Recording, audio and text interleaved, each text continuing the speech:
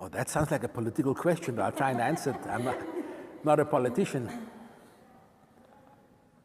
My vision is that all men become equal. When we're equal, nobody can stand on you. Because how do you climb on somebody that's the same height as you are? When every man has his dignity, where the children don't have to walk barefoot and scratch in the bins or play in the feces, then I'll be happy. If I can help my people and give them hope, I'll tell you about hope. A doctor from Johannesburg came to me. He says, King, do you know that in 1996, there was a Truth and Reconciliation Commission? I said, yes, Doc, I know. He says, and Desmond Tutu and those other people decided that only 20,000 people suffered under apartheid. I said, no, that can't be. That can't be. He says, yes. He says, and government put aside R1 billion as reparations for them. I said, no, that can't be. He says, and government paid out 300 million rand already as reparations for those 20,000 black people. And I can imagine what happened inside my being. I suffered under apartheid. I was humiliated. My grandfather was humiliated. My parents were humiliated.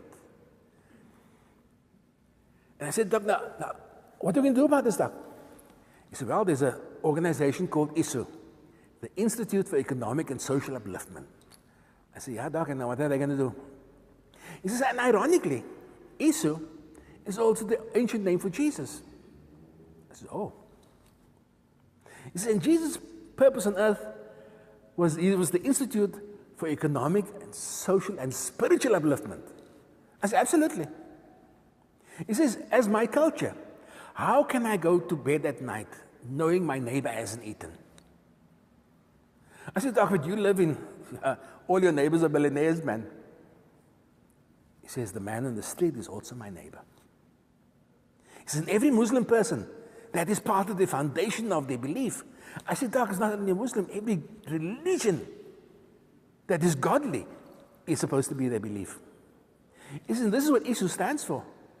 It's an Institute for Social Upliftment. He says, and we are going to decide that we're going to take government to court for reparations for all those who suffered under apartheid.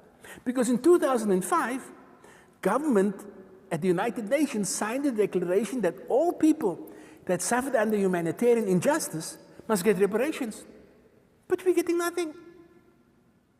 He says, there's another organization called People Engaged in Action for Change. And ironically, it stands for peace.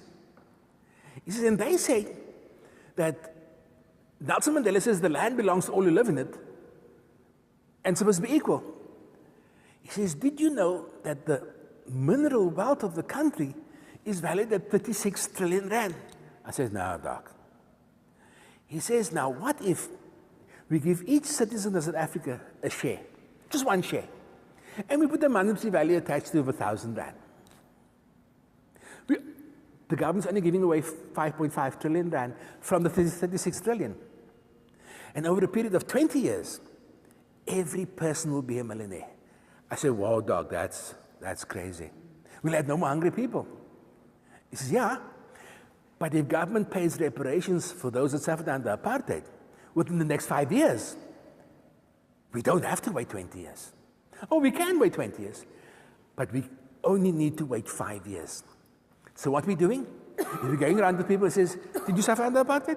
Write your name down. Because your name is going to be part of the list of people that's going to get reparations for all those that suffered under apartheid. Because these two organizations is going to sue government for reparations for us. I says, wow, Doc, that's exciting. How much is it going to cost us? He says, it's for free. I said, oh, Doc, whoa, nothing for nothing and peanuts for free. He says, no.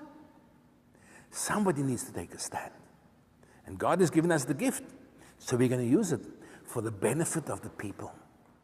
So that is my vision for South Africa, that within the next 5 years, God willing, all those that suffered under apartheid get reparations, so we have no more hungry people. And the next 20 years, everybody be a millionaire.